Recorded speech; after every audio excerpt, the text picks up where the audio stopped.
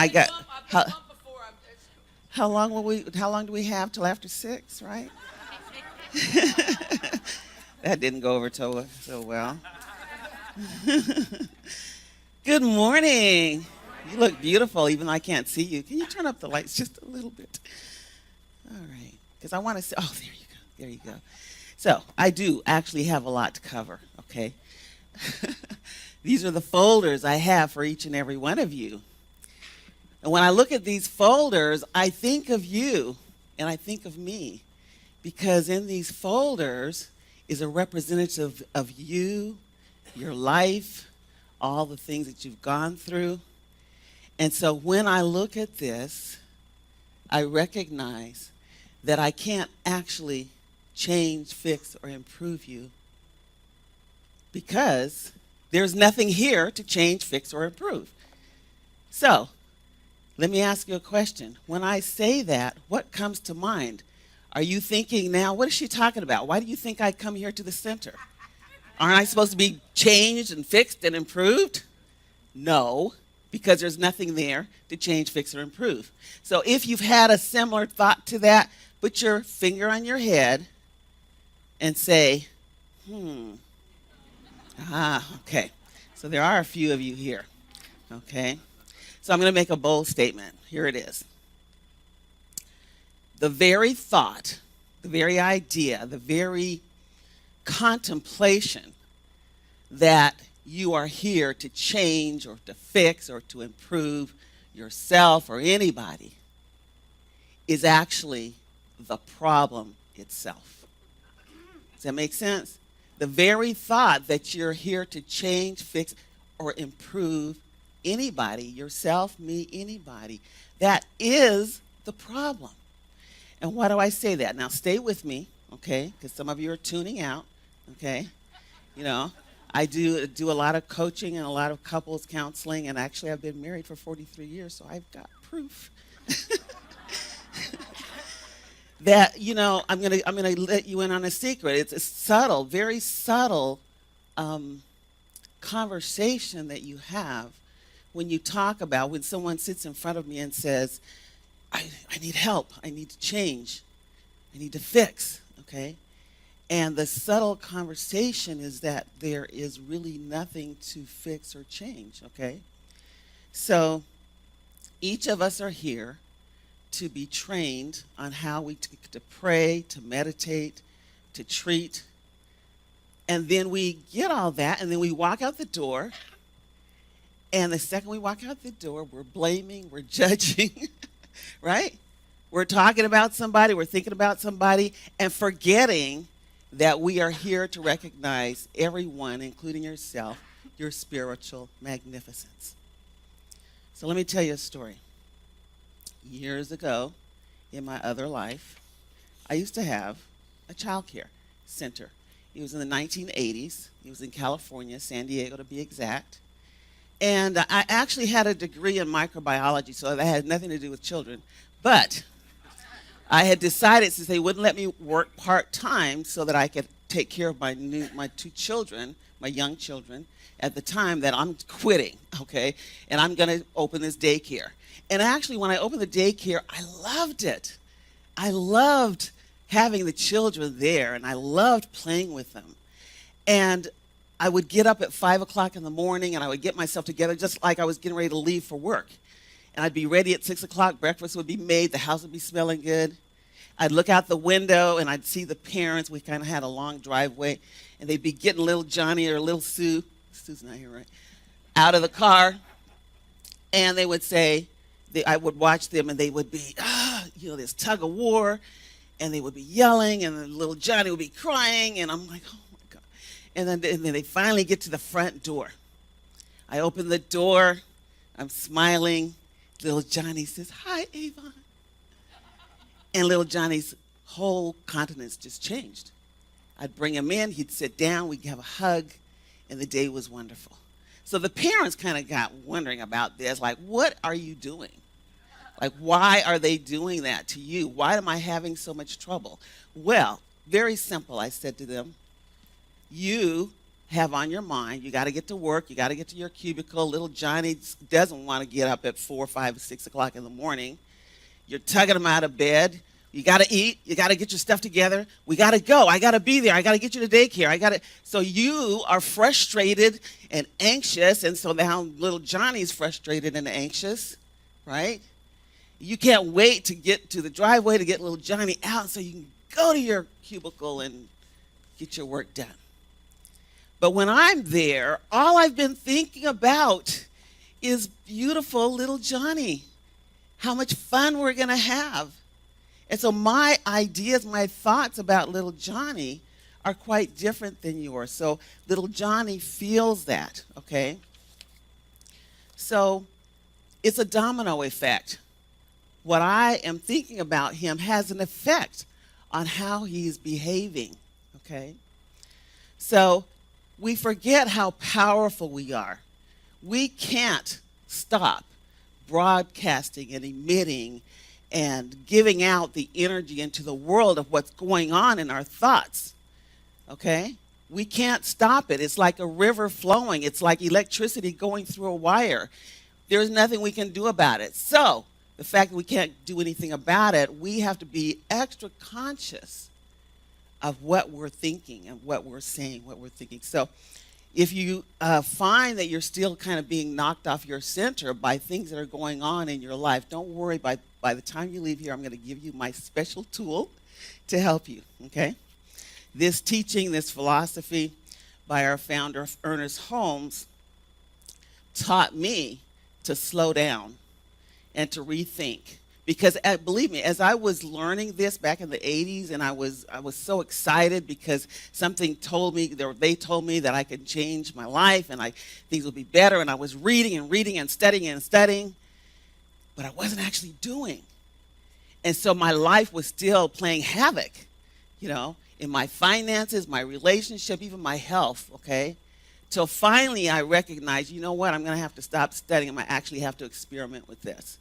And so slowly I started experimenting, and eventually things turned around. Things changed, okay?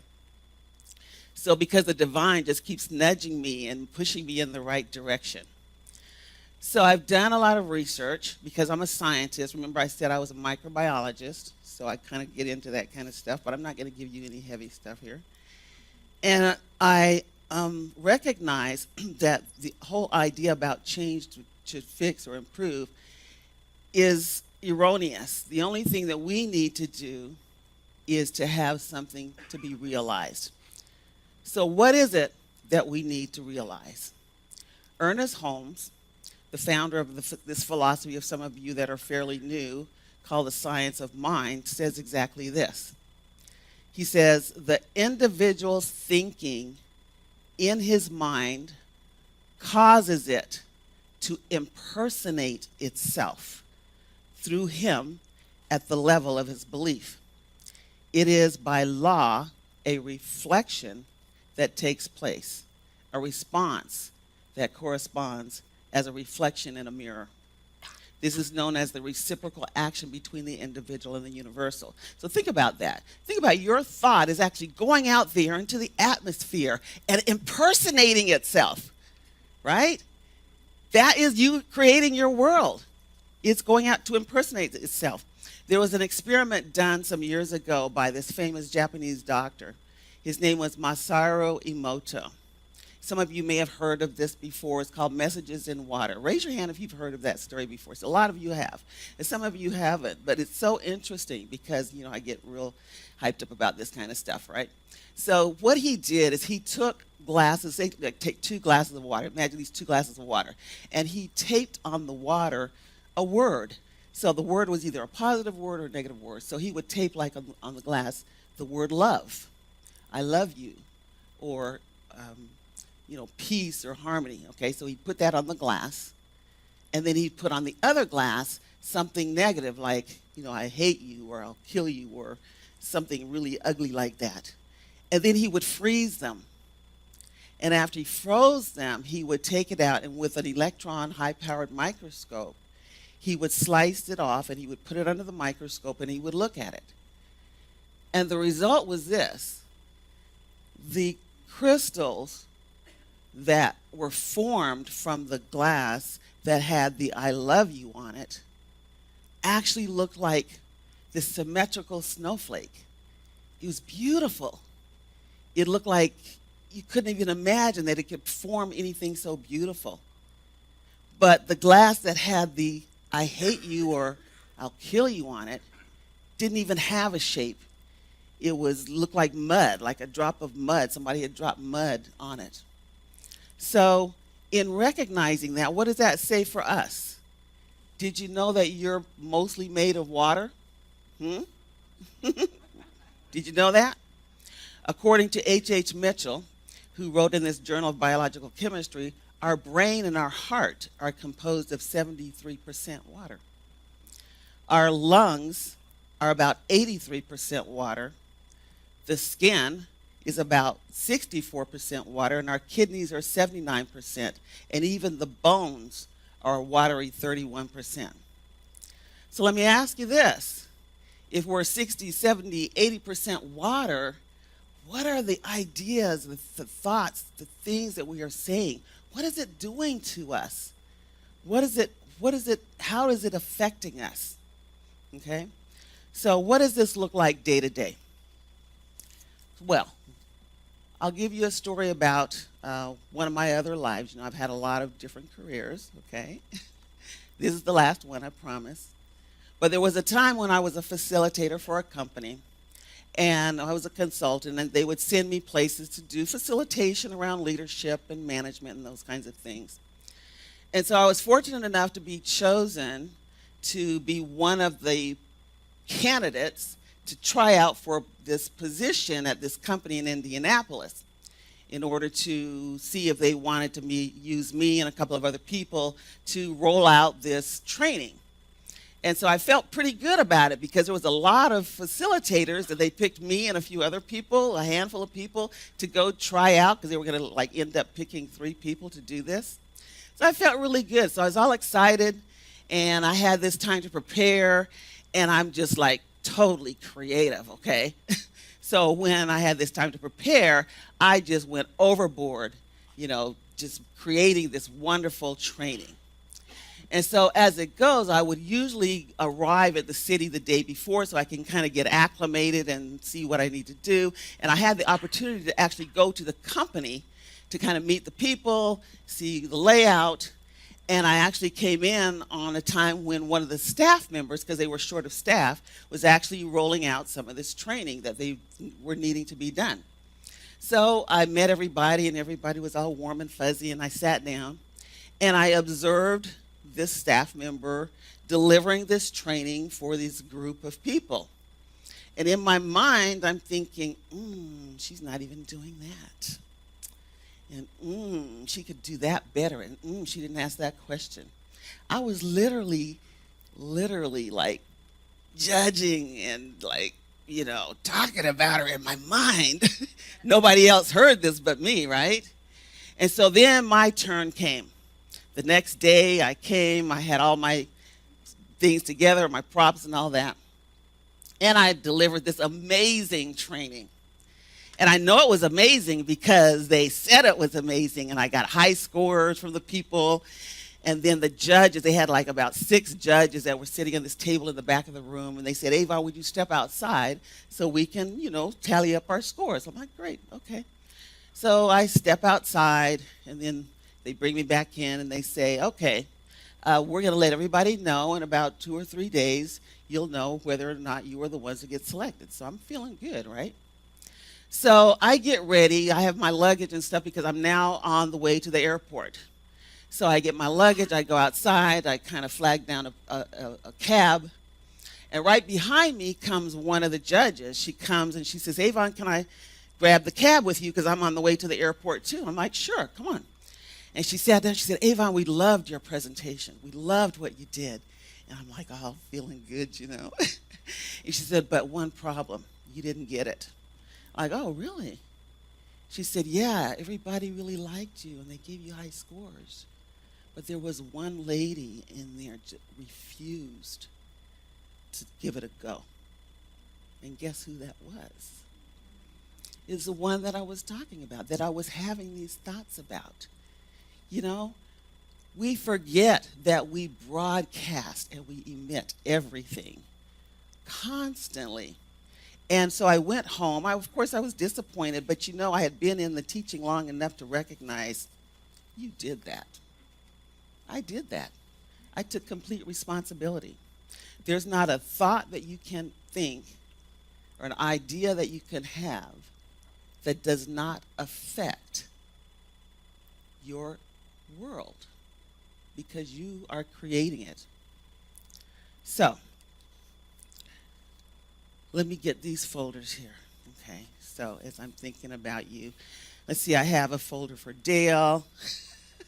I have a folder for Baji. I have a folder for Catherine over there. And, when I open up the folder, all of your life stories are in here. Okay, I know everything about you. Okay, so I'm looking in your folder, like in your okay, this story. Okay, so you got this happened. Oh, don't worry about that. Let's get rid of that. And oh, this person did this to you. Don't worry about it. We don't need them. And oh, okay, your finances. Oh, don't worry about it. We can get rid of that. Okay, I'm looking at the folder. Doesn't matter what's in here because what's in here are stories. They're stories. They're not you. Okay? So what do we do about that? We throw it out. Right? Let me share a story with you about this famous psychologist who helped an entire hospital of mentally ill criminals without ever seeing any of them personally. And this story is so good. How's my time? I'm going to go through it because I'm actually going to read it. I could kind of tell you, but it's juicy, okay? It's juicy, okay? More than 30 years ago in Hawaii, at the Hawaiian State Hospital, there was a special ward, a clinic for the mentally ill criminals. People who had committed extremely serious crimes were assigned there because either they had deep mental disorders or because they needed to be checked to see if they were sane enough to stand trial. They had committed murder, rape, kidnapping, or other such crimes. According to a nurse that had worked there in those years, the place was so bleak that not even the paint could stick on the walls. Everything was decaying, terrifying, repulsive. No day would pass without a patient attacking another inmate or a member of the staff. The people there were so frightened that they would walk close to the walls if they saw an inmate coming down the corridor, or even if they were all shackled all the time. But more than once, this would not stop an aggression. The inmates would never be brought outside to get fresh air because of the relentless threatening of their attitude. The scarcity of staff was a chronic occurrence. Nurses, wardens, employees would prefer to be on sick leave most of the time in order not to confront a depressive and dangerous environment. So now enters Dr. Hugh Lin. One day, a newly appointed clinical psychologist, a Dr. Stanley Hugh Lin, arrived at the ward. The nurses rolled their eyes, bracing themselves for one more guy that was going to bug them with new theories, proposals to fix the horrid situation, who would walk away as soon as things became unpleasant around a month later, usually is what happened. However, this new doctor wouldn't do anything like that. Actually, he didn't even seem to be doing anything in that particular manner except that just coming in and being always cheerful and smiling in a very natural, relaxed way. He wasn't even particularly arriving early every morning. He wasn't even particularly early in arriving every morning. From time to time, he would get the files of the inmates. He never tried to see them personally, though. Apparently, he just sat in his office, looked at their files and members of the staff who showed interest, and he would tell them about a weird thing called Ho'oponopono. Little by little, things started to change in the hospital. One day, somebody would try to paint those walls, and the paint actually stuck, making the environment more palatable. The gardens started being taken care of. Some tennis courts were repaired, and some prisoners that up until then would never be allowed to go outside started playing tennis with the staff. Other prisoners would be allowed not to be shackled anymore or would receive less heavy pharmaceutical drugs. More and more obtained permission to go outside unshackled without causing trouble to the hospital employees. In the end, the atmosphere changed so much that the staff was not on sick leave to leave anymore. Actually, more people than needed wished now to work there. Prisoners started gradually to be released. Dr. Hugh Lynn worked there close to 4 years. In the end, there remained only a couple of inmates. Those two were relocated elsewhere, and the clinic for the mentally ill insane criminals had to close. So what did he do to the patients? What did he do to the patients? He said, how did he treat them that the results were so spectacular? He didn't do anything, not a thing to them, nor with them, except looking at their files. He only tried to heal himself, applying an old traditional community problem-solving system in Hawaii called Ho'oponopono, adapted by his teacher. And what was he doing to himself? In his own words, I was simply healing that part of me that created them. Isn't that amazing? So, imagine it's 1926, and Ernest Holmes is now an adult. And you pick up the paper and you read the headlines about Ernest Holmes. And the headlines say, another great discovery. Thought reached others, then a new discovery came, which was that he could think of others and heal them. It seemed to make no difference where they were. He could think of them and heal them. This was a most astounding fact, for it meant that there was a common mind somewhere through which his thought operated. For he could not reach another unless there was a medium between himself and the other person. He called this medium universal mind, or the law of God. It seemed to be everywhere, omnipresent, as the law of electricity or any other force of nature. So, I'll wrap it up here. What I want you to take away from what we talked about today, because I know that you've heard it before, is this. It's a very subtle thing, but there really is nothing to change, fix, or improve. There's only something to be realized. And when I think of you, and I think of you as this folder as being whole and complete, well, never mind. So when I think of you, I think about this folder. And all I'm knowing is that you're whole and complete. Now, being what I am I going to judge sometime? Of course, because I'm human. Am I going to forget? Am I going to go to sleep? Absolutely. But not as much as before, because this is not a what do they call it, a marathon, a sprint. This is a marathon, okay? So day by day, little by little, things will come to you easier as you think about this. So I have this really corny acronym for you, okay? As I was thinking about all the steps that I wanted you to take away with, I'm like, how can they remember this? How can I put this together so that they can so take out your pen and paper if you have one and write this down, okay? And I want you to write the word, like an acronym, block, okay? And even though it's not in the perfect order, but this is what I want you to think of, okay?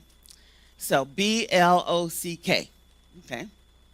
So the first thing I want you to draw your eyes to is the O, because that just means you're going to be observing what's going on. Then we're going to go up to the B. And when you see the B, I want you to think of being. What am I being? What do I know about their being? Okay? And then the L, I want you to think of letting go. What do I need to let go of? What thought, idea, judgment, blame do I need to let go of? Then you go to the word C. Choose. What am I now ready to choose? I chose this before because it's showing up in my experience. So what am I ready to choose now? And then the K stands for no. What do I know? What do I know about me and my spiritual magnificence? What do I know about this other person and their spiritual magnificence? So that's your tool for today. So I want to leave you with this. When you think of another person, yeah, they have stories inside, but they're not permanent. When you think of the other person, just know that what you're looking at, what you're thinking about, this person is whole, complete, and perfect. And when you remember that, then your life will be amazing. Thank you very much.